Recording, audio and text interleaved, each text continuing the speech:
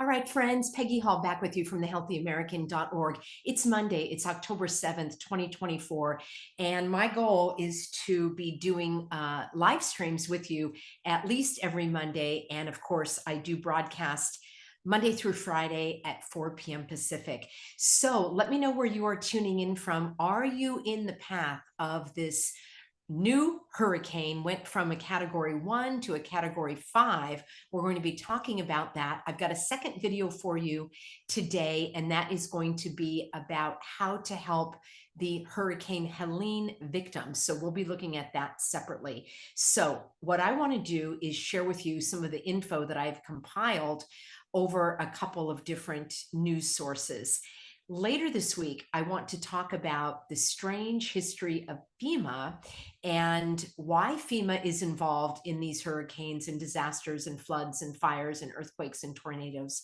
Is that a good thing? Should there be something else that's done? And then later this week, we also are going to be talking about how people are blaming this on climate change, this meaning the very extreme weather and these storms. They're blaming it on climate change and global warming, as I call it now. I think they're calling it climate confusion. So, or weather confusion. Look out for those buzzwords, because as you know, the bad guys, the evildoers, the puppet masters, those that want to throw us in the spin cycle will try to do so by gaslighting you and making you believe that you personally are responsible for this devastation.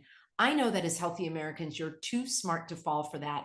But I will tell you, being on social media from time to time, I can see why we are in this fix. People seem to have no standards. They don't care about integrity or dignity. It's absolutely stunning. We'll talk about that another day. What I want to share with you right now is just a quick update. And again, what caught my eye is that Milton has an unusual path, and they are calling for catastrophe. Now, I do want to say that here on The Healthy American, I don't want to put you in the spin cycle. I want to be the voice of sanity and reason and actually having resources and remedies and solutions and strategies so that we can get through these extremely difficult, challenging, life-threatening, and in many cases, life-taking, as we've seen, times. And when we are on high alert and the adrenaline is surging and the fear mongering, and they are out there. I mean, I am sick and tired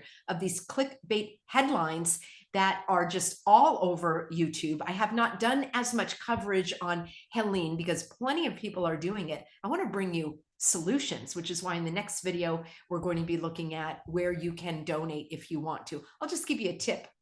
I don't donate to the Red Cross, and I'm sure many of you feel the same way. All right, so great to have everybody on board. Yes, Milton went from a category 1 to a category 5 very quickly. I am going to share with you a couple of short broadcasts, and you're going to hear from the presenters themselves saying how unusual this storm is. Now, in this broadcast, I'm not going to break down the government and private corporations' ability to steer storms. We know that already. We know that there are weather modification patents, hundreds, if not thousands of them, well over a century's worth. So we're not going to go into that today. All of that information is there. I've done several videos on this channel under my weather playlist where I talked about the silver iodide, the fake snow, how they are doing all sorts of things to manipulate the weather, and they've admitted to it. So that to me is a given.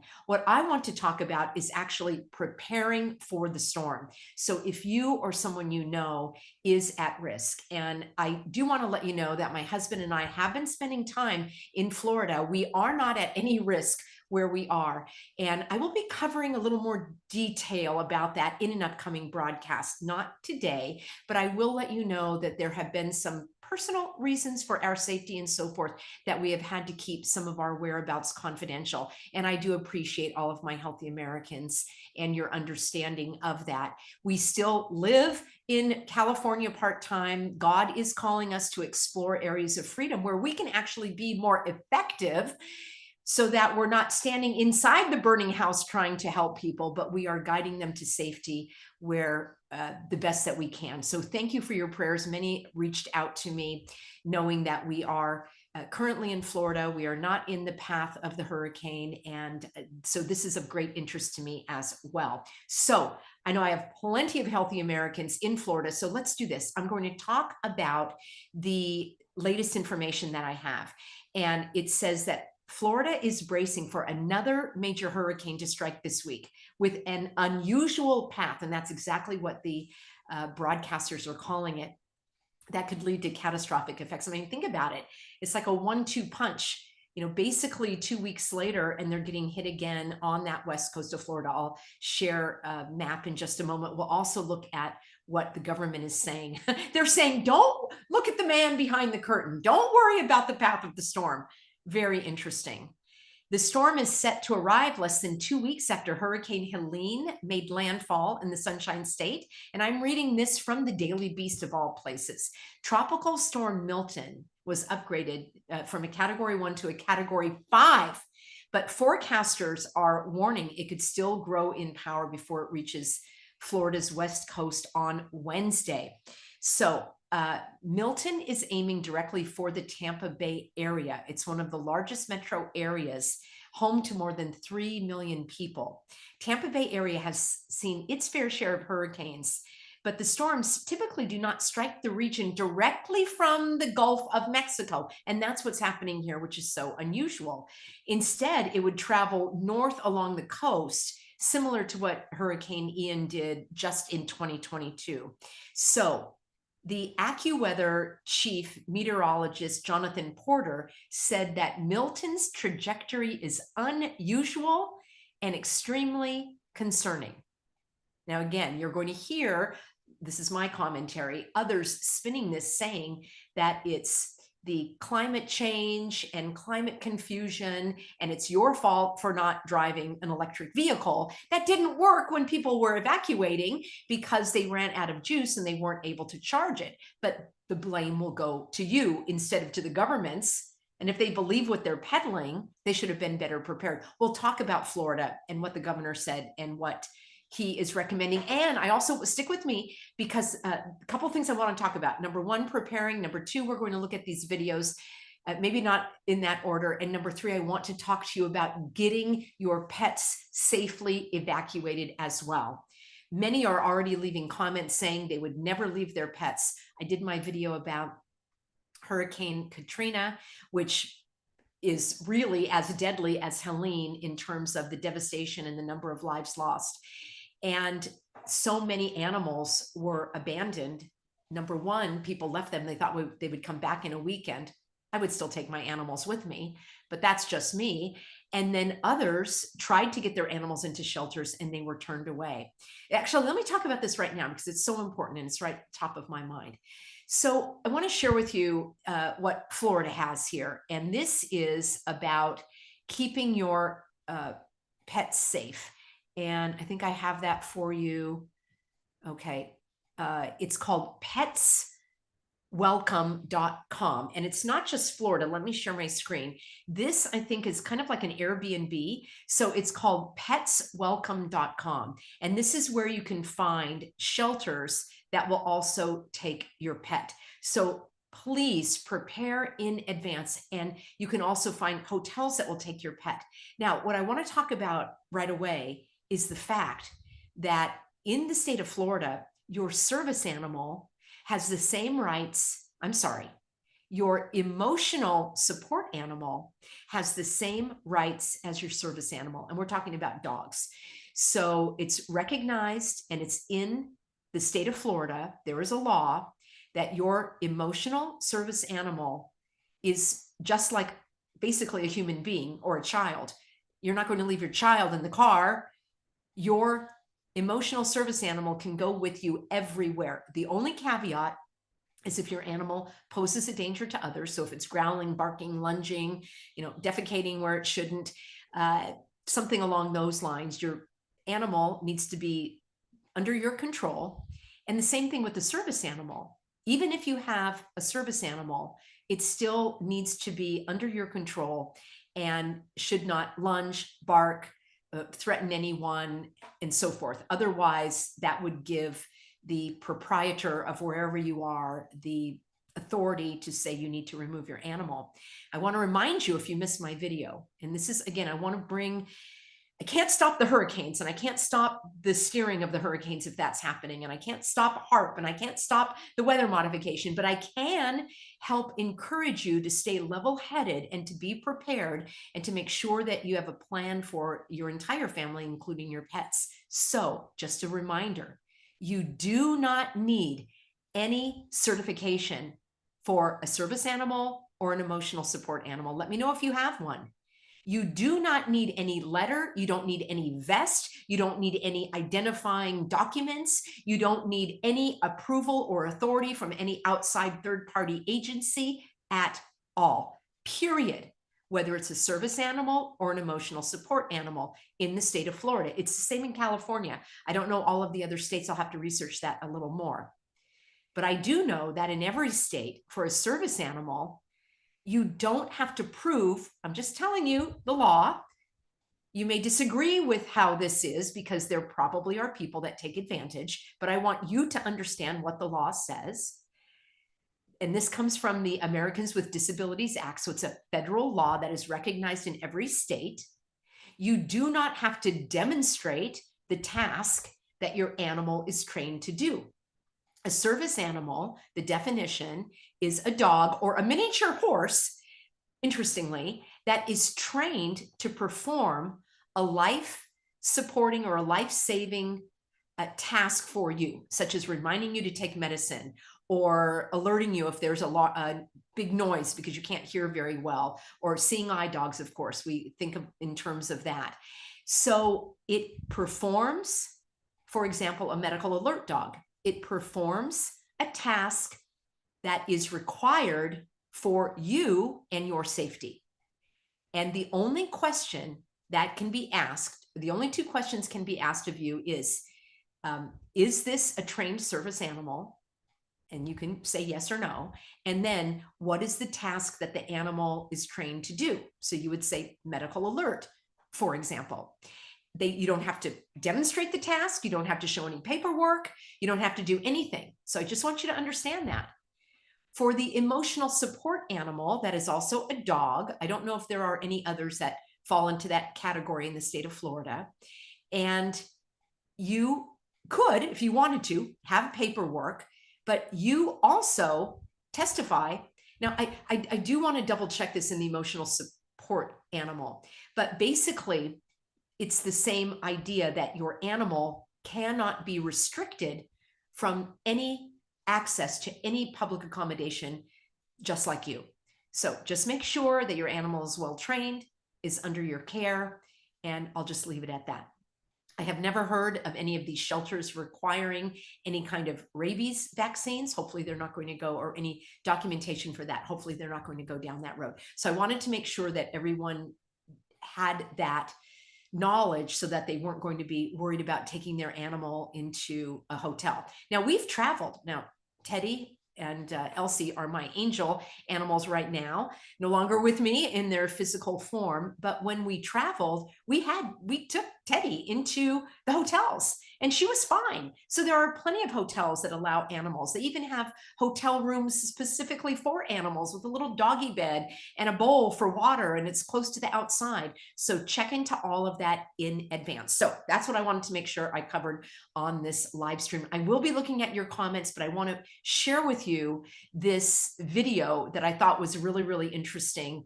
And this is just from a few hours ago. And this is about Hurricane Milton turning from a Category 1 to a Category 5. I'm just going to play a couple of minutes. I'm not going to interrupt. So let me get this all queued up. And let me know if you've ever been in a hurricane or a tropical storm. I've been in plenty of earthquakes. Fires, of course, always are hitting California. And here we go. Major population centers in Florida. Even though the storm is still days away, officials are already sounding the alarm. It has grown rapidly to a Category 5 storm in Fort Myers. They are not wasting any time, taking the precautions more seriously, especially after Hurricane Helene. Residents and business owners spending the weekend, as you can see, filling sandbags, trying to protect their properties.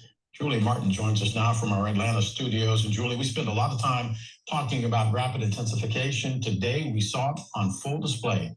Yeah, really impressive. We saw that storm go from a Category 1 yesterday to now a Category 5.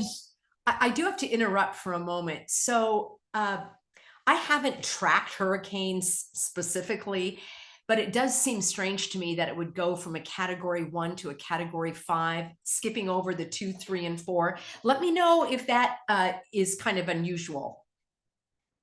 Storm picking up more than 90 miles per hour. We're now at 160 mile per hour storm, a Category 5 with Milton, which has rapidly intensified as we expected it would here in the warm waters of the Gulf of Mexico. Also starting to see a more of a tighter circulation as well, indicating that it could even get a little stronger really before it does reach landfall. Now, the one good thing we do think will happen is as it makes its way toward Florida over the next couple of days, with the landfall expected on Wednesday, it will encounter some unfavorable environmental factors, and that wind shear is one of them. That will likely take it back down, at least according to the National Hurricane Center, a lot of the models showing it back down to a 3 as it makes landfall, perhaps Wednesday evening as a Category 3 storm, maybe 125 mile per hour storm. And that's going to be somewhere in this general zone. This is that cone of uncertainty, as we call it. But really, all interests along the west coast of Florida need to be ready, have your plan in place. The time is really running out. Mass evacuations are in effect right now, ongoing. We're talking about millions of people getting out of the way of this hurricane, the biggest evacuation since Hurricane Irma back in 2017. These are the tracks, and unfortunately taking it all across the peninsula, back out onto the other side into the Atlantic still as perhaps a Category 1 storm as it does do that. This is a look at our future cast showing the storm making its way, unfortunately, in this scenario right near Tampa Bay, and that is about the worst place this storm could come ashore. Very low-lying area. It's built up to about 3 million people since the last hurricane, and unfortunately, storm surge is going to be an issue. In this area is especially vulnerable, as well as all of the barrier islands to storm surge. So certainly not looking like a good scenario there. We've got the hurricane warnings here from Cedar Key all the way down to Naples. All of you in this area, even inland, really stretching all the way over to places like Orlando, really need to have a plan in place now and get out of the way of this hurricane if you can. We've got the storm surge here in red, places like Fort Myers, Sarasota, Bradenton, Tampa. We can see as much as 9 feet or more of storm surge. So that is, in some cases, unsurvivable. Okay, that's where I wanted to stop, because that was what I also put in the title of that storm surge being unsurvivable. So it puts, I want to show you what the National Weather Society, or whatever it's called, one of their fake names, because, you know, it's one of those government agencies. I want to show you what they have to say about this strange predicament in terms of where it's going. But my question for you is this. Think about Florida. Think about the election coming up. Think about the importance of Florida in the presidential election. And I know many of you are not interested in the presidential election, and many of you are fixated on the presidential election, even though the local elections, I think, are very, very important, and your initiatives in your areas that you can vote on. So it troubles me when people say they're not going to participate at all. But in some places, I know in Florida in particular, small towns, some of those city councils and county councils, those elections are won and lost on several hundred votes. So if you're concerned about your local elections and your local government and your local issues, at least vote for that, even if you're not going to vote for the president. But think about it. Think about the states, the largest states. We've got California, New York, in terms of population, Texas, and Florida.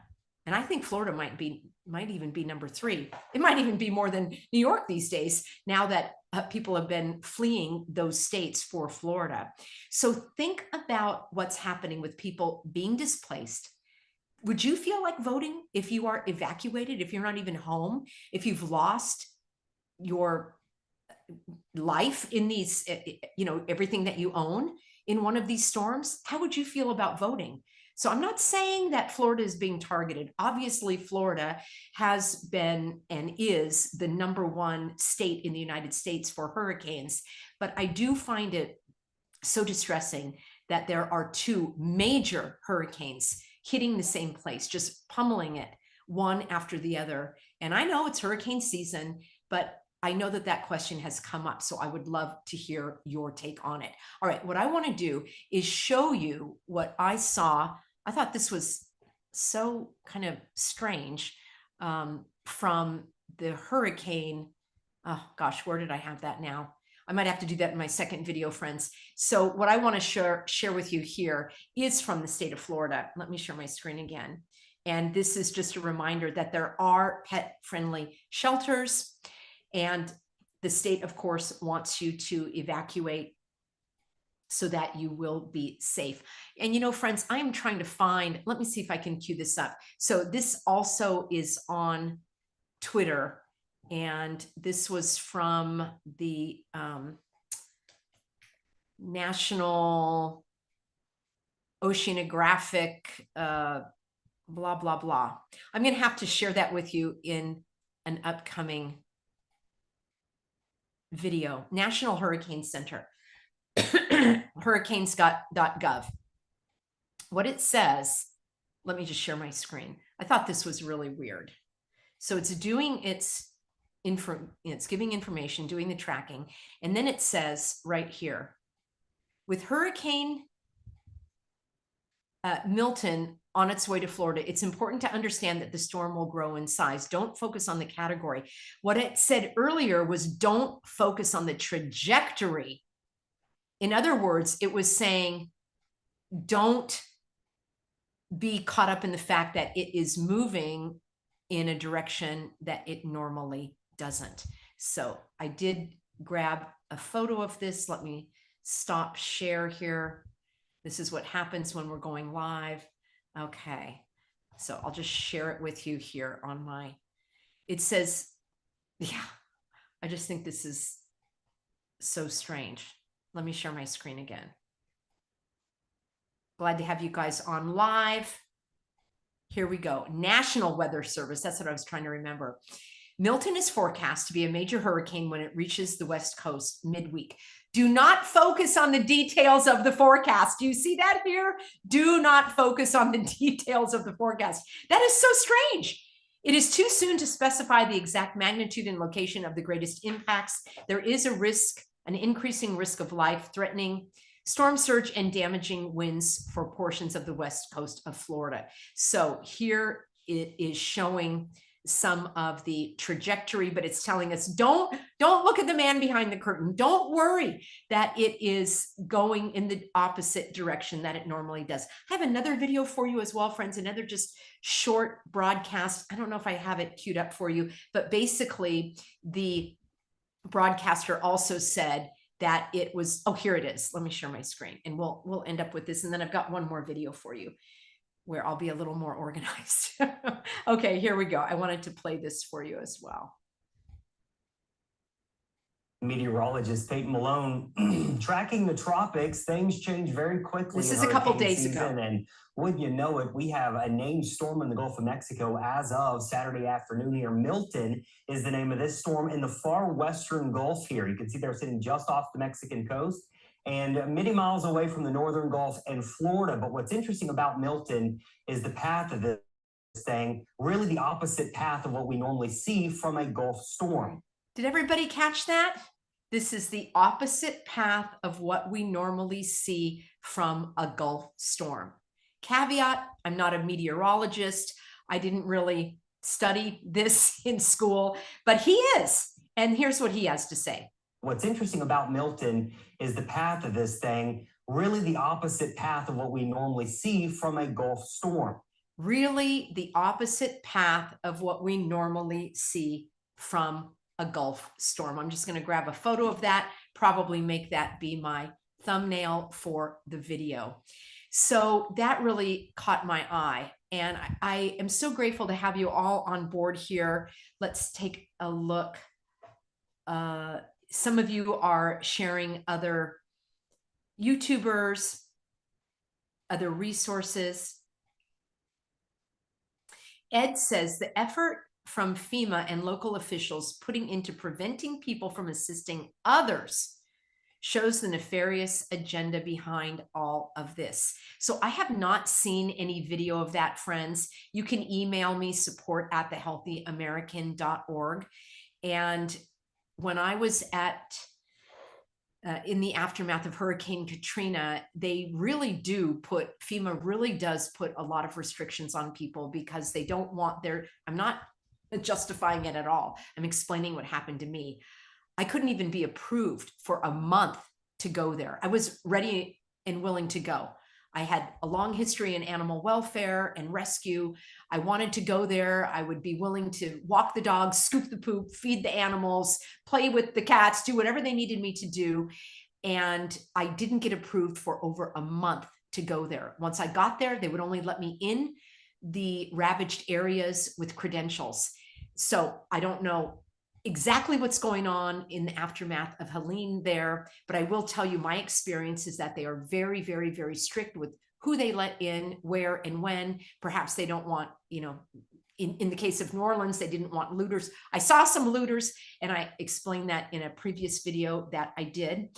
Matoka says that her husband is on his way to Hollywood, Florida on the Greyhound bus from New York. Oh my goodness. Hopefully that should not be affected there on the East Coast. Let's see. I'm looking for some more of your comments to highlight. Okay, I love this kind of stuff. Faithful Citizen says, something nicked Faithful's curiosity. And Faithful found out that there's a 1965 animated cartoon series called Milton the Monster. Very interesting. I don't know if that is connected. Conchetta said, I'm 61 and the hurricanes don't do this. They don't go this way. Ha says, yeah, it went to Mexico and it made a U-turn and then it made a beeline for Florida. Highly unusual. Major says, I have never seen this before.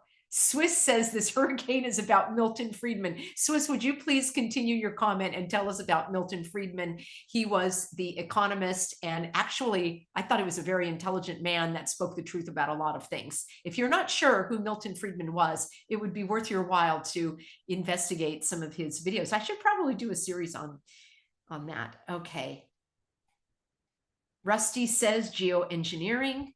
Andrea said, it is true that they were turned back. A helicopter pilot was told to go back and stop in the middle of a rescue. That is really distressing to hear. And I really would love to know all of the details of that. FEMA arrived the day before 9. I can't even say that on this channel. 10+1. Yeah, and FEMA was there in Hawaii also. I thought that was interesting.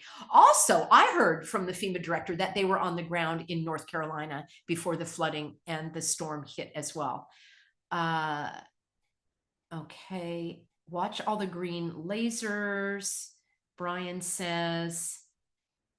Yes, thank you, Swiss. Milton Friedman, American monetary stabilization economist. He's deceased now, but he had so many wonderful, simple ways of educating people about the economy, about the government. We can learn a lot from him. Okay.